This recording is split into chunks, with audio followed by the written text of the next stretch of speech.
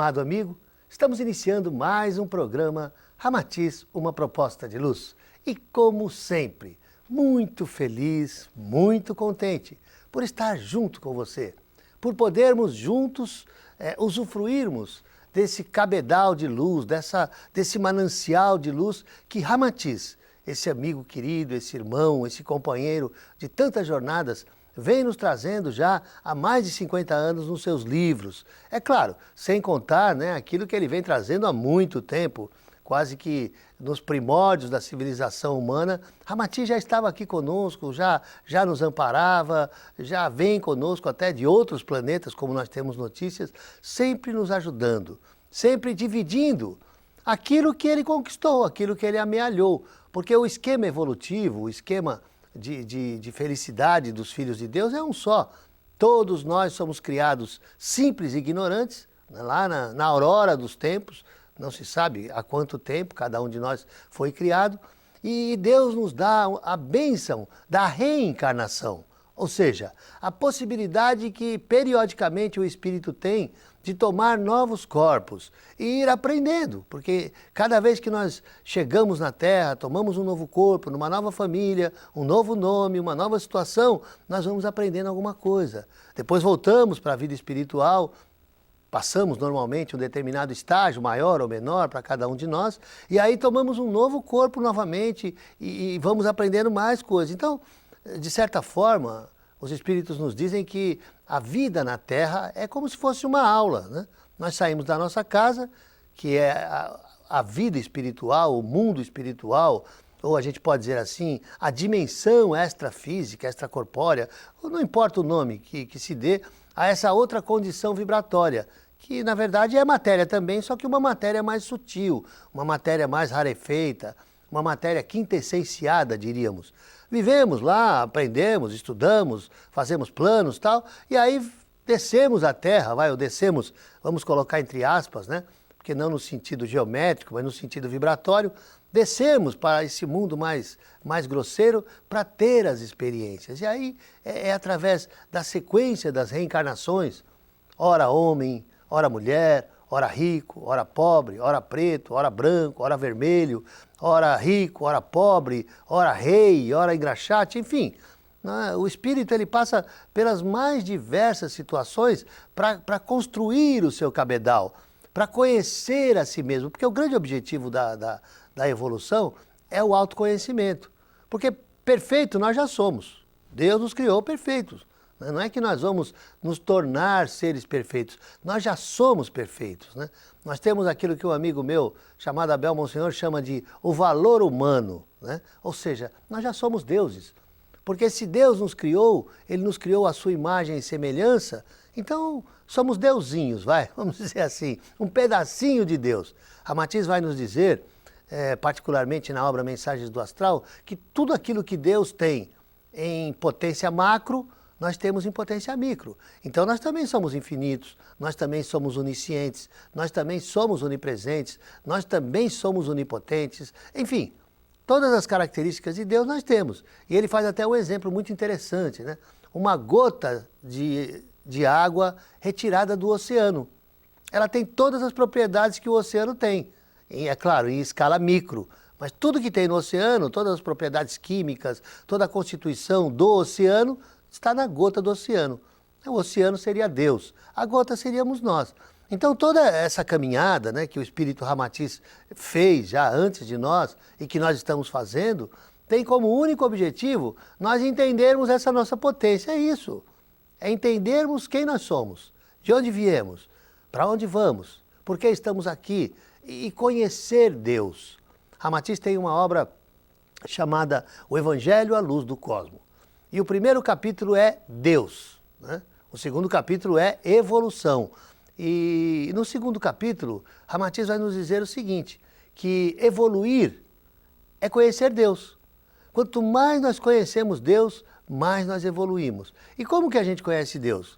Ora, conhece Deus através das experiências, através do entendimento das suas leis, através do vislumbre das suas obras, né? Ou seja, é aquilo que o Allan Kardec já disse, né? Se não me engano, na obra O Céu e o Inferno, ou a justiça divina segundo o Espiritismo. Que quando nós olhamos um relógio, a existência do relógio, com todas aquelas engrenagens complexas, né? Aquelas coisinhas e bolinha daqui, mais não sei o que dali, e fiozinho aqui, e parafusinho ali, uma coisa de doido, né? O cara que inventou o relógio era doido, só podia ser. Para montar aquela coisa ali, eu olho aquilo e não quero nem tentar entender. Imagine só o cara que inventou aquilo. Mas toda aquela complexidade que são as engrenagens de um relógio, nos leva a uma certeza.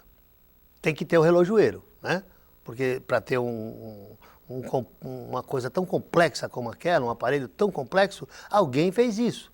E é como nós conseguimos entender Deus e perceber Deus e sentir Deus. Pelo universo, pelas suas obras, pelos seres humanos, né? Por todo o mecanismo cósmico fantástico que existe. Eu me lembrei agora de uma historinha muito legal sobre Deus. Diz que um camarada lá, ele dava aula para crianças de 4, 5 anos, né? Dava aula de religião, se não me engano, alguma coisa assim. E ele brigou com a esposa, tal, amanheceu num dia assim, que ele não estava legal, não estava bem, chegou bravo na escola e tal, e chegou para as crianças e disse assim, olha, vocês querem saber de uma coisa? Não existe Deus coisa nenhuma. Isso aí é tudo conversa. Acho que ele dava aula de ciência, se não me engano.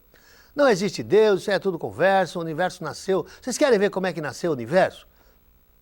Aí pegou, e as crianças todas atônitas, ouvindo lá o camarada falar uma besteira dessa, né? Tudo quietinho e tal. E o professor pegou uma bacia de água lá, um recipiente, colocou água, jogou uns punhados de terra lá, pegou um pauzinho e ficou mexendo. Quando ele parou de mexer, né, tinha formado um pouquinho de terra aqui, mais um pouquinho ali, tá? A terra tinha se aglutinado em alguns lugares e tal. Falou, é isso aí, tá vendo? É assim. Isso que aconteceu. A energia cósmica foi sendo trabalhada, mexeu e formou os planetas, tudo tal, né?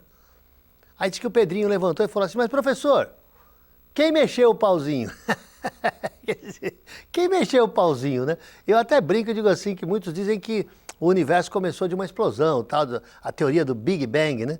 E eu falo assim, mas quem que tocou fogo no pavio, né? Quem que apertou o botão para explodir? Não tem jeito, sobre qualquer aspecto que nós possamos analisar isso, nós vamos tem que ter alguém, tem que ter um criador, tem que ter uma causa anterior. Como o Ramatiz sempre nos fala, não existe efeito sem causa, né? Então nós vamos conhecendo essas coisas, conhecendo Deus, entendendo Deus cada vez mais, até o próprio processo religioso.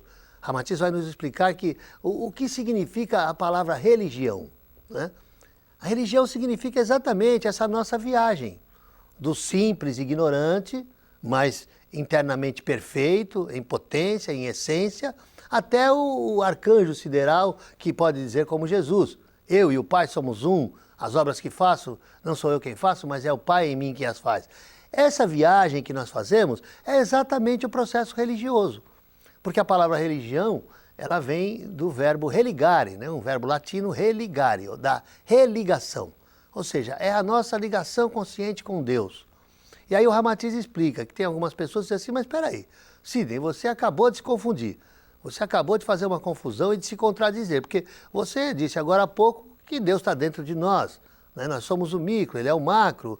Então, para que religar, se é uma coisa que já está ligada? Se Deus sempre esteve dentro de nós, se Jesus afirmou que o reino de Deus está dentro de vós, então, para que ligar uma coisa que sempre esteve ligada? E o Ramatiz nos ajuda muito a entender o processo religioso. Ele diz assim, olha, estar ligado a algo é uma coisa, ter a consciência dessa ligação é outra, né?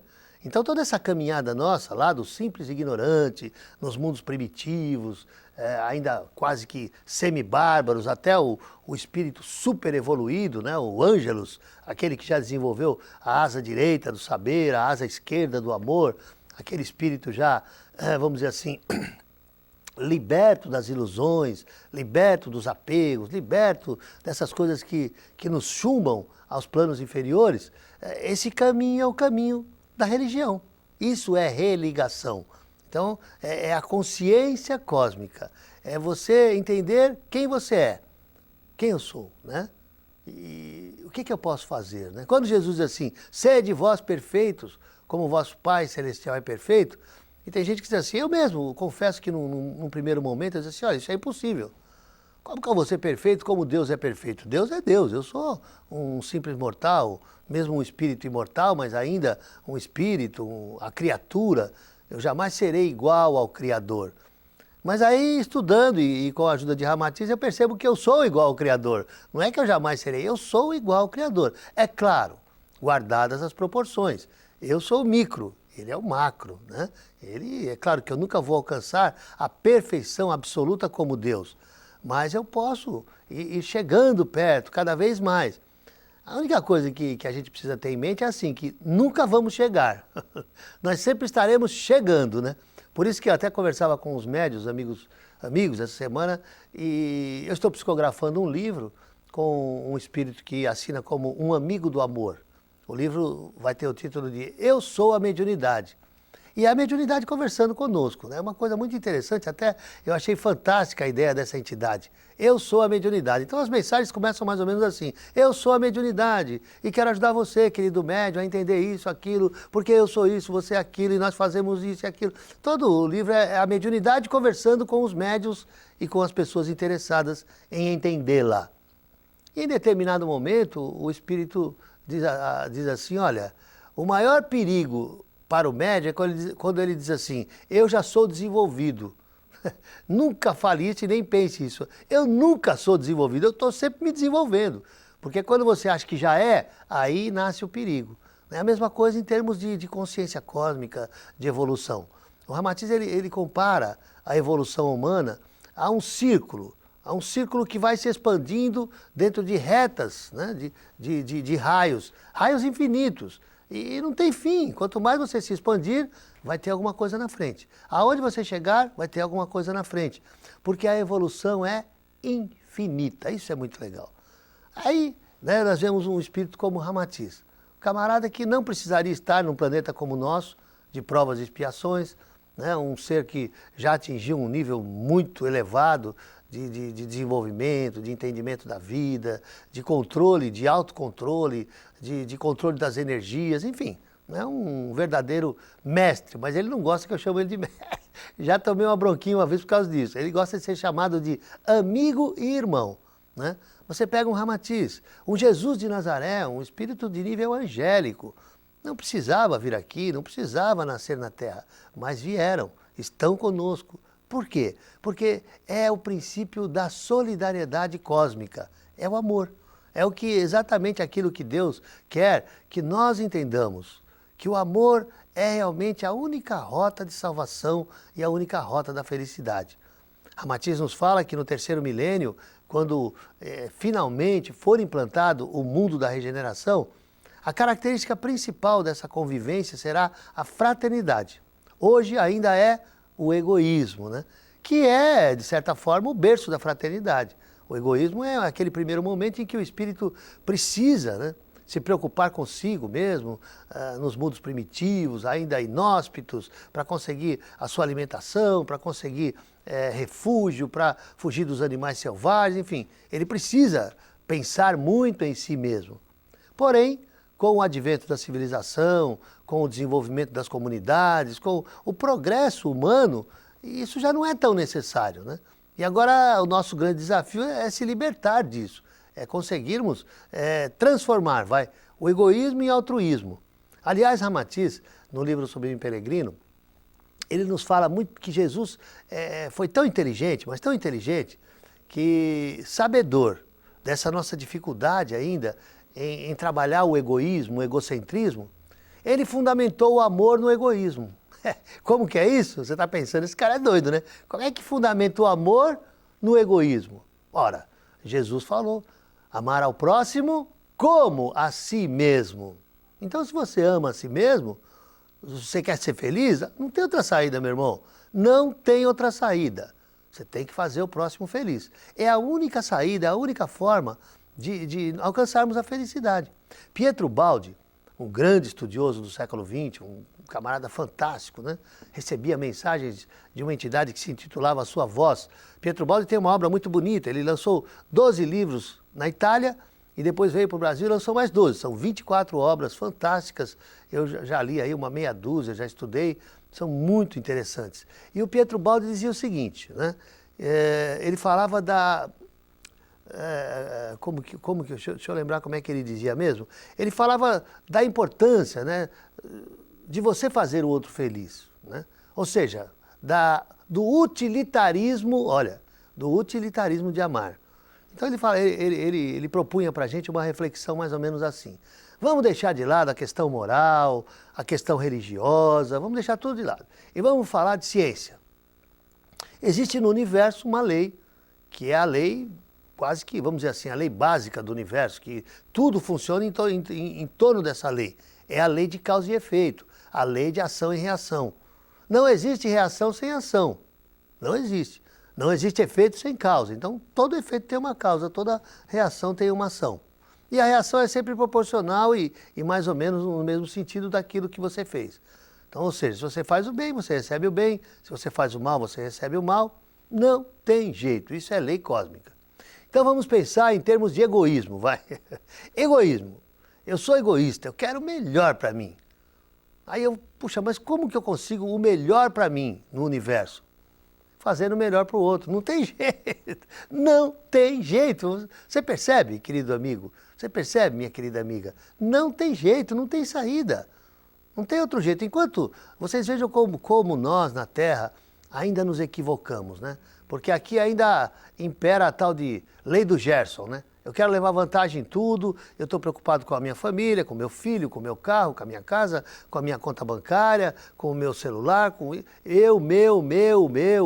eu, é tudo assim. No meu, o meu e tal. E aí eu sofro. Por quê? Porque é tudo difícil, tudo encontra resistência. Allan Kardec vai nos dizer, em O Livro dos Espíritos, a obra basilar da doutrina espírita, a primeira obra espírita que foi publicada no mundo, que toda a nossa dificuldade de convivência, de vivência, toda a dificuldade que o ser humano tem na Terra é devido ao choque dos egoísmos. Ou seja, eu só penso em mim, você pensa em você, ninguém pensa em mim, então eu tenho que pensar em mim. E aí você pensa em você, eu penso em mim, o outro pensa nele, o outro pensa no outro e tal, e tudo que eu vou fazer bate no egoísmo do outro. O que ele vai fazer bate no meu egoísmo, então existe resistência, tudo é difícil, tudo é complicado, porque cada um para si, né? Como diz até o ditado, cada um para si, Deus por todos, né? E, imaginem só, se fosse ao contrário, se cada um se preocupasse um pouco mais com o outro, a vida seria uma maravilha, porque primeiramente não haveria resistência, não haveria o choque dos egoísmos, haveria uma complementariedade, um complementaria os outros, né? Dizem os espíritos que nos planetas mais evoluídos do que a Terra, é assim. Não existe mais moeda, não existe mais comércio, não existe mais